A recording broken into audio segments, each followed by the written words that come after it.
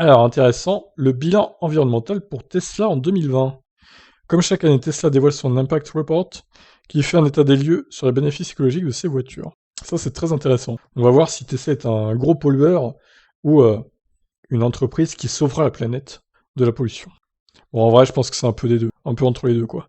Derrière ces mégalomanies qui pourraient laisser croire qu'il veut exploser la planète, Elon Musk est au contraire investi dans la préservation de cette dernière. C'est la raison d'être de Tesla qui a démocratisé la voiture électrique. Pour s'en assurer, Palo Alto dévoile son Impact Report. Ainsi, Tesla annonce que tous ses clients ont aidé à accélérer la transition énergétique en économisant 5 millions de tonnes de CO2 émises par les voitures en 2020. Un bilan obtenu par les toujours plus nombreuses Tesla en circulation autour du globe, notamment depuis l'arrivée de la Model 3. À ce titre, la marque annonce que sa dernière berline a besoin de 5340 miles pour compenser les émissions de CO2 émises à sa fabrication, ce qui fait seulement 8592 km, à partir desquels la Model 3 sera plus propre qu'un équivalent thermique. Cette dernière est une berline premium d'une consommation moyenne réelle, et non pas sur les données EPA, de 9,4 litres au 100 km pour 643,6 grammes par kilomètre de CO2 en prenant en considération les émissions nécessaires à l'extraction, au raffinage et au transport de carburant. Ce qui est juste colossal, hein, surtout le CO2 là, waouh, c'est incroyable. Tesla précise que pour ce calcul, un cycle de vie de 17 ans a été retenu, avec un kilométrage moyen par an de 19 308 km, ce qui fait 12 000 miles. Le constructeur a précisé encore que l'impact environnemental du Model 3 dépend aussi du bilan carbone de l'énergie utilisée, mais aussi de l'utilisation de la voiture.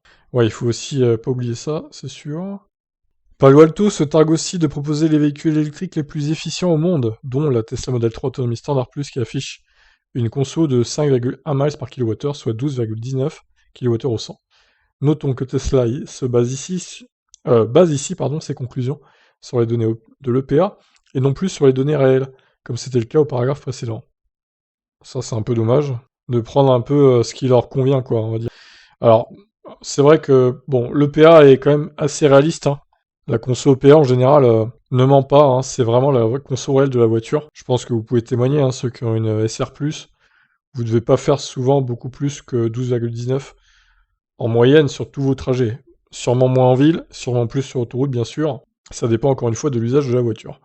Parmi les autres infos, Tesla indique que ces voitures ont un risque de collision 4,5 fois moins élevé que les voitures d'autres marques.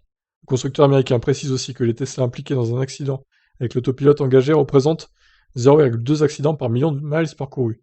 Sur la même base, une Tesla sans système de sécurité activé grimpe à 0,6, alors que le score d'une voiture américaine standard est plus de 9 fois supérieur.